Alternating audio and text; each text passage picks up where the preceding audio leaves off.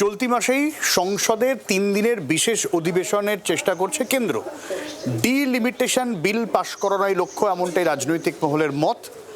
আর এই ডিলিমিটেশন বিল নিয়ে কিন্তু হাওয়া গরম হতে শুরু করেছে। আর এসবের মধ্যেই গতকাল এনসিপিআই সাংসদদের নাকি মুখ্যমন্ত্রী বলেছেন আসন সংখ্যা বাড়লে প্রার্থী হতে অসুবিধে হবে না।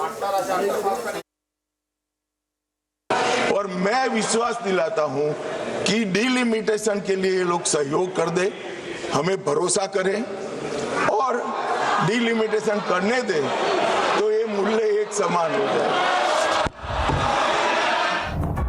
সাংবিধানিক সংশোধনী হিসেবে আসন পুনর্বিন্যাস বিলটি পাশ করাতে লোকসভায় 2/3 সাংসদদের সমর্থন দরকার। তবে প্রথম থেকেই তা ভেস্তে দেওয়ার পরিকল্পনা নিয়ে এগোচ্ছে ইন্ডি জোট বা বিরোধী শিবির।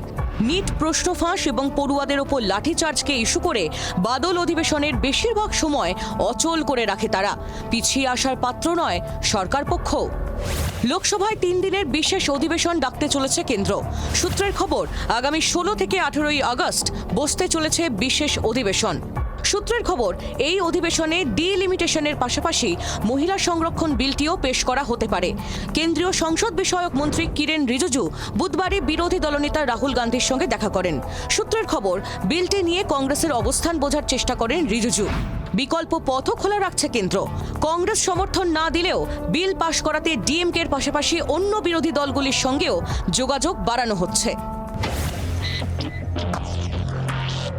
তৃণমূল ছেড়ে অনামী দল এনসিপিআইতে যোগ দিয়েছেন 20 জন সাংসদ। ইতিমধ্যেই এনডিএকে সমর্থনের কথাও জানিয়েছেন তারা।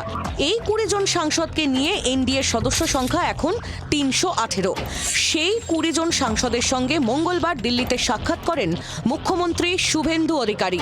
সূত্রের খবর, সাংসদদের উদ্দেশ্যে তিনি বলেন, কাজ করুন, টিকিট নিয়ে ভাবতে হবে না।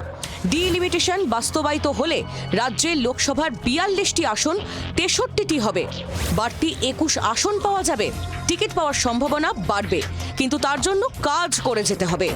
অর্থাৎ রাজ্যে লোকসভা আসন বাড়লে সুদীপ শতাব্দীদের কোনো অসুবিধে হবে না ভোটে লড়তে। যদিও ডিলিমিটেশন নিয়ে এখনই এত দূর ভাবতে রাজি নন রাজ্যসভার সাংসদ তথা বিজেপি রাজ্য সভাপতি শ্রমিক ভট্টাচার্য। সম্পূর্ণই আমাদের সংসদীয় বোর্ডের বিষয়। কলকাতা থেকে দিল্লির দূরত্ব 1500 কিলোমিটারের দূরত্ব, আর 29 তখন অনেক দিন ডিলিমিটেশন হবে, আসন বাড়বে, নির্বাচনের প্রতিদ্বন্দ্বিতা করা অনেক পরের ব্যাপার। এর মধ্যে তো গঙ্গা দিয়ে অনেক জলও বয়ে যায়, দেখতে থাকুন।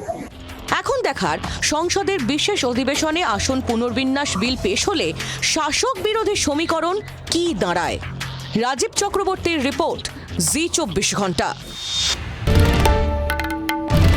বাংলার আওয়াজ, বাঙালির আবেগ, জি 24 ঘন্টা।